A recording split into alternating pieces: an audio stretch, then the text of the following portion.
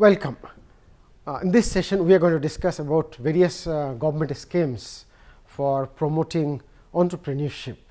The schemes are targeted to startups, and one can really exploit them, avail them to make the journey smooth. Before I move on to explaining them, let us define what is an angel. Angel. We have talked about angel and venture capitalists, but perhaps defining angel is important. Maybe many people have actually raised that question also. Angels are mostly individuals.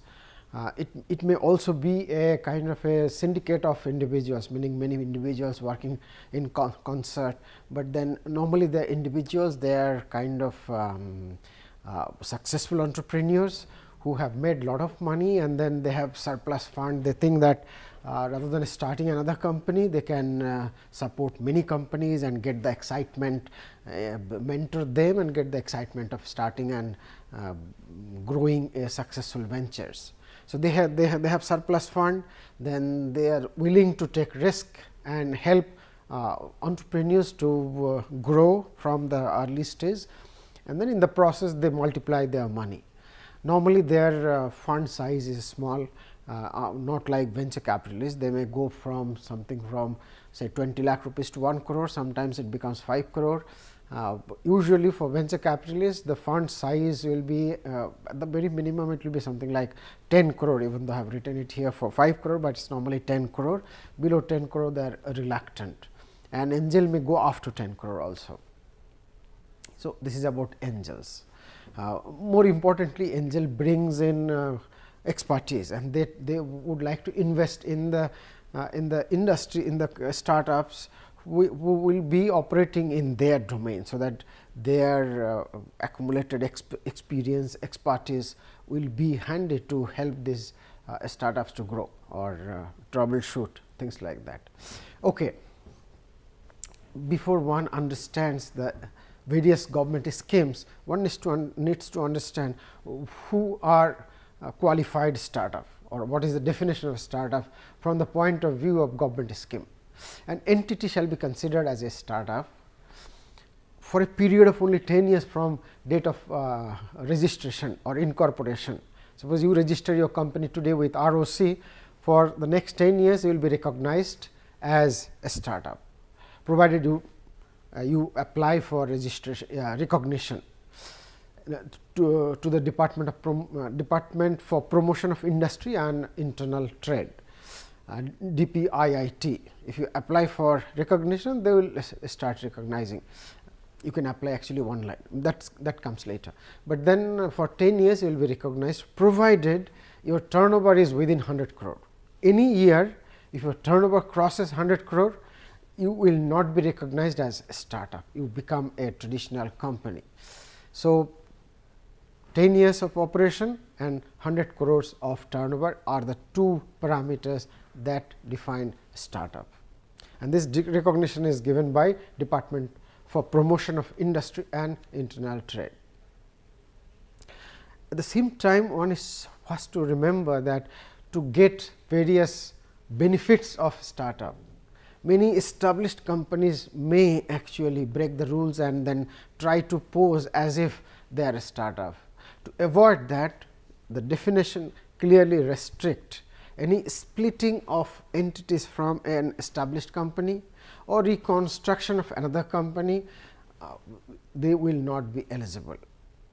So, one has to be a new company starting with again there is another condition, that it has to start since 1st of April 2016.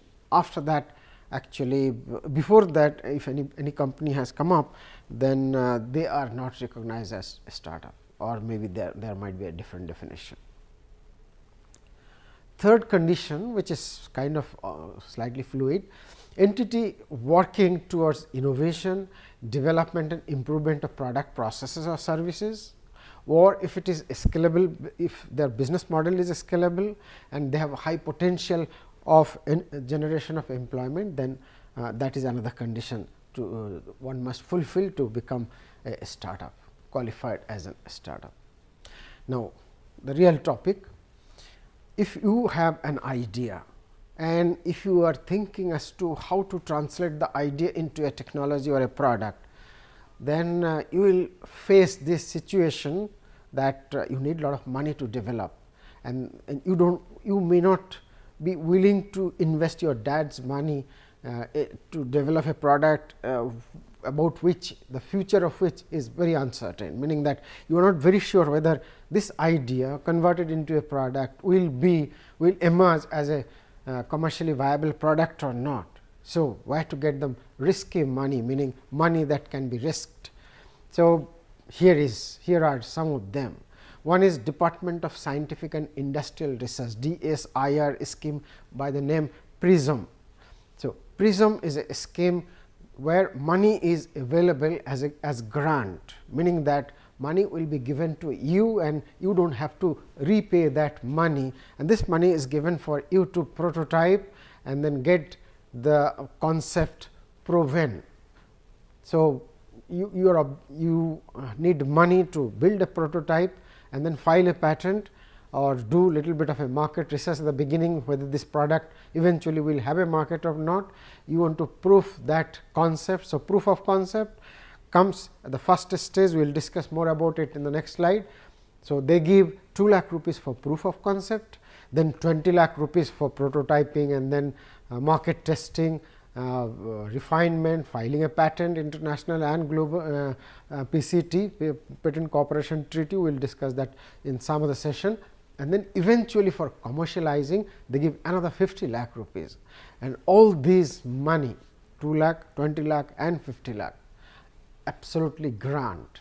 No, they will not ask you to return this money, provided you use it for the purpose for which they have given. They are going to give the money for a reason, for a cause, and you have to make sure that you apply, you judiciously use the money for that purpose.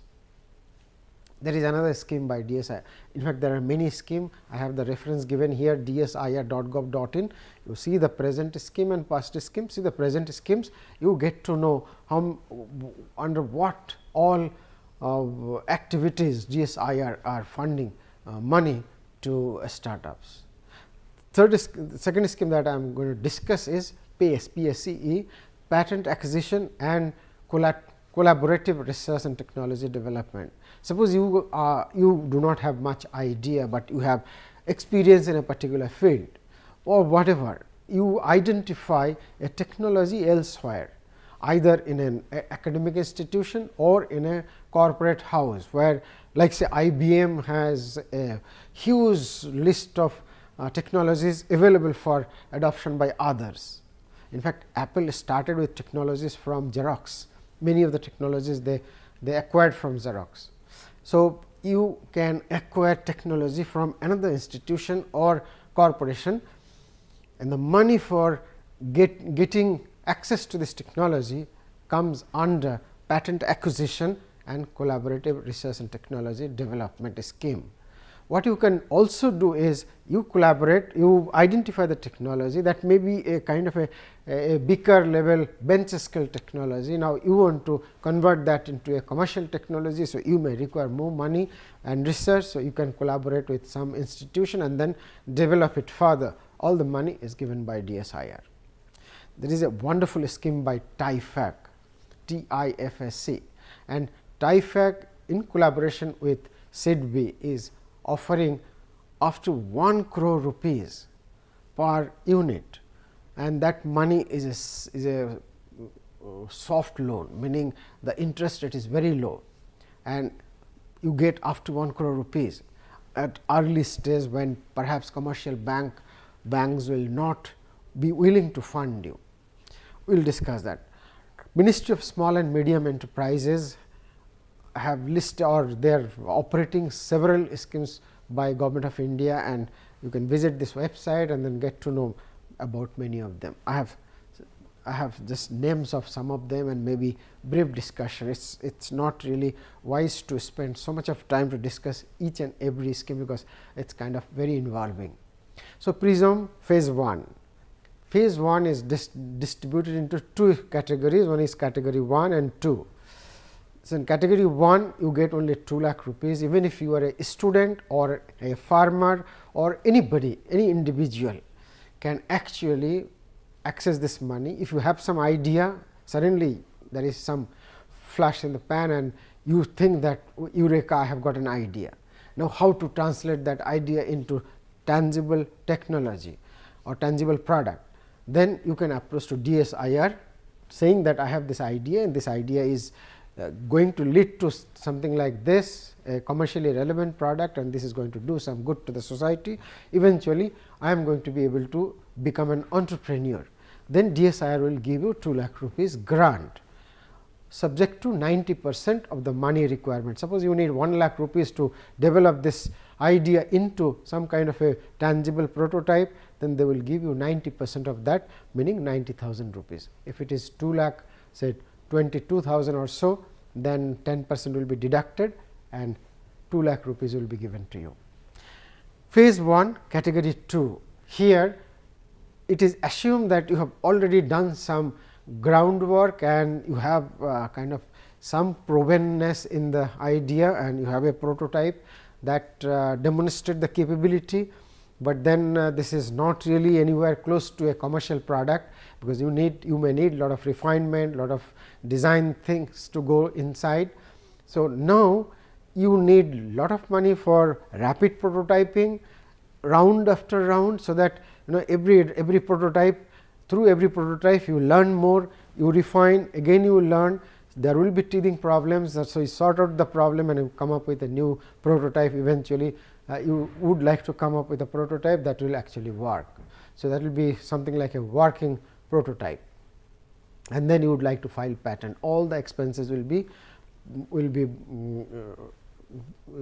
can be actually arranged through grant, and this money also is not to be returned. You get 90% of the total required fund up to 20 lakh rupees, and you use them. All that you have to do is you have to submit a utilization certificate. Now, it is phase 2. Phase 2 has just one category and it is about enterprise incubation. Do not confuse with other incubation centers, meaning you incubate your own enterprise.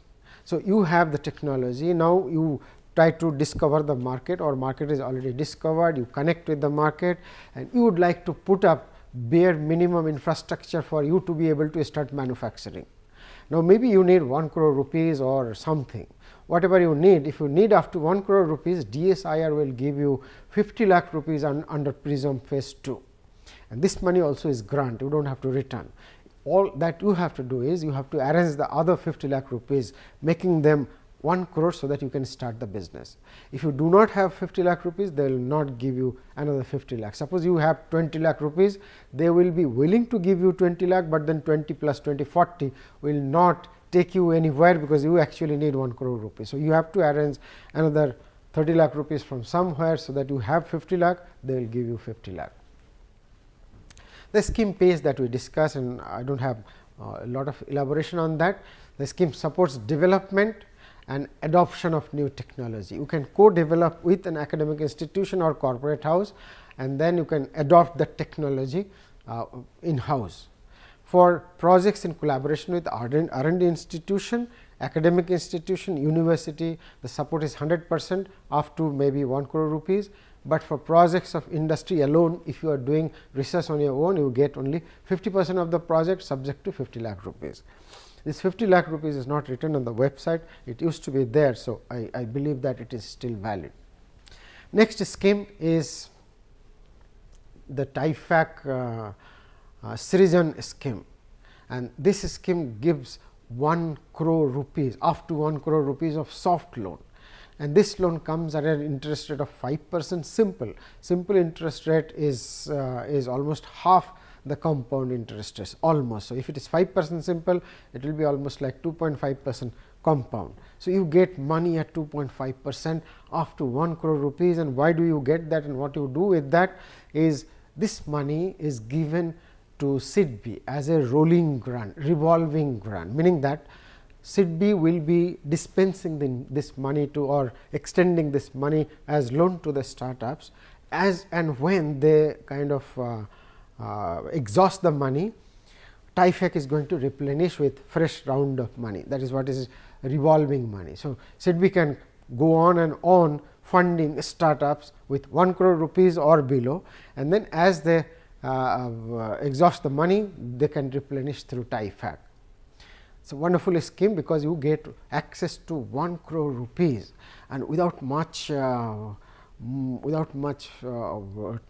labor or trouble going through, means without much stress. If you raise loan from banks, you may go through stress because it's a kind of a system that goes through a lot of appraisal process, that is a lengthy process, and you may be stressed for whatever reason.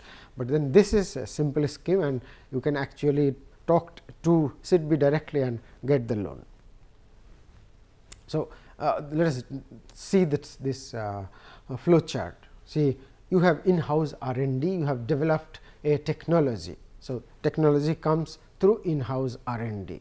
Now, you are the industry. Now, using the in-house technology, you want to go to market. So, what you do is you approach to SIDBI, SIDBI gives you this money and then you convert your product or idea into a commercially relevant product and then go to market. You make profit and then come back and return the money. So, this money with SIDBI is again revolving, meaning that those who are availing the money, they are returning the money, repaying the money, and the money will be revolving around. Citizen is kind of loan assistance, it is not more than 10 million, meaning 1 crore rupees. This is development loan on soft terms and conditions, 5% simple interest. Repayment will commence only after the project is complete and shall be fully repaid in 5 years. So, there are a lot of you can actually leverage on lot of points. So, you do not have to repay immediately, you can wait till you start commercial production, but then you have to repay the entire money in 5 years. So, there are conditionalities as well. The duration of the project should not normally exceed 18 months, meaning that your moratorium period or a period during which you do not repay anything, neither interest nor principal, should be about 18 months, even though it is said the duration of the project, which means that your development period, meaning period during which you develop. The soft loan is limited to a maximum of 80% of estimated project cost. So, if you have to avail 1 crore rupees, your project cost should be something like 1 crore 22 lakh or so. So, that 80% of that becomes 100 lakhs. Rest 20% should come from the owners. Some more features, there may be repetition because this is just a screenshot from the website. I think a majority of them have been mentioned in the previous slide. So, let us move forward. Now, the same fund besides not the same fund, besides the previous scheme, this DSIR and TIFAC, several startup funds have been launched by Government of India and is administered through Ministry of Small and Medium Enterprises, Ministry of Micro, Small and Medium Enterprises. Micro is missing here. MSME means Ministry of Micro, Small and Medium Enterprises. You can visit the website and see the schemes. There are many schemes in the website. Two very important schemes are Atal Incubation Center, meaning people can set up incubation centers at different locations, and Atal Innovation Mission, meaning this is a mission under which they will give 10 crore rupees to all the each and every Atal incubation center. So, with that 10 crore you can create basic infrastructures and then you can also extend some seed money to the incubating companies, those who come for incubation. Now, there are some schemes for biotechnology oriented or in the field of biotechnology, exclusively for biotechnology companies. So, one is SBIRI, Small Business Innovation and Research Initiatives. So, under this you get 25 lakh rupees or 80% of the project cost as government grant. So, if you have something like say 40 lakh rupees of project cost, so up to 80% subject to 25 lakhs will be given as grant to start this business. If the actual project cost is between 25 lakh to 100 lakhs, you will get only 50% of the project cost as grant, rest of the money has to be brought from your own source. Of course, subject to a minimum of 20 lakh, maximum of 50 lakh, more than 50 lakh we do not get. Higher grant is available if you collaborate with some academic institution that is funded by Government of India, like IITs, NITs, etc. So, you just approach to some NIT and then tell that collaborate with me, I would like to develop some technology in biotechnology, and then you get more money than 50 lakh rupees, but the money beyond 50 lakh will be given to the academic institution and not to a startup. BIRAC, Biotechnology Industry Research Assistant Council, it's a branch of DBT, Department of Biotechnology, and they have two very important schemes. One is SEED, Sustainable Entrepreneurship and Enterprise Development Fund to incubators. This money is given to incubators, almost like the other scheme that we have seen. So, you can set up incubation cell exclusively focusing on biotechnology industries, then BIRAC gives you money. And then there is another scheme called ACE, Accelerating Entrepreneurs Fund. This is also dedicated to biotechnology industry, they are not sector agnostic. So, this biotechnology this is kind of a venture capitalist fund. So, they will be funding some venture capitalists who has a separate focus on biotechnology industries. So, this fund is a fund of funds, meaning that there are many funds and this fund will be supplementing their resources, so that they can extend money to biotechnology startups. More government schemes. The fact is that hardly 5% of MSMEs have access to formal credit, unless you are from moneyed families, business families. It is very difficult to get access to bank credit. Formal credit is bank credit mostly. Otherwise, the credit comes from private individuals like money lenders. These are informal credit. There is almost no possibility of getting credit at the idea stage, because banks have a cash flow. The bank would like to invest in companies who are kind of cash flow positive or at least making profit. So, unless you are making profit, banks perhaps will not like to unless you have some influence or something, meaning that unless your idea is so attractive, so compelling, that banks would not like to miss the opportunity of becoming a banker moving forward, then the chances of getting bank credit is kind of slim. India government has recently rolled out another scheme,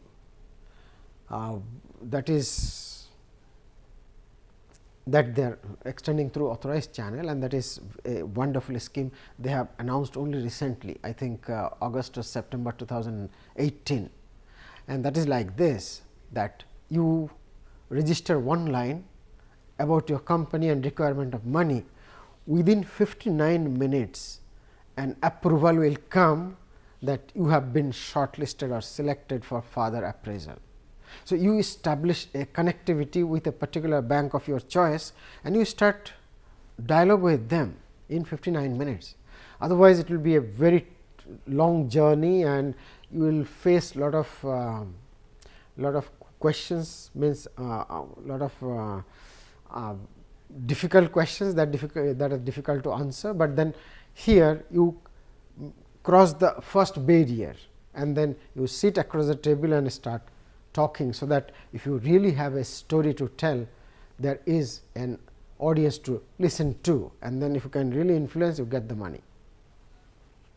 That is one thing. Second is, SIDBI used to fund through nationalized banks or other banks, but now SIDBI has decided that in order to curtail the time of decision, like you receive a project proposal and decision is given after 6 months or so. In order to curtail this period, SIDBI is now directly funding to startups, bypassing nationalized bank, and the interest rates on all these schemes by the government is 300 basis points lower, at least 300 basis point lower. 300 basis point means 3%, 100 basis point makes a percentage. The initiative aims to automate, initiative meaning this 59 minutes initiative aims to automate various processes of loan appraisal in such a, appraisal means evaluation, in such a way that one gets an eligibility letter in principle approval in less than 60 minutes.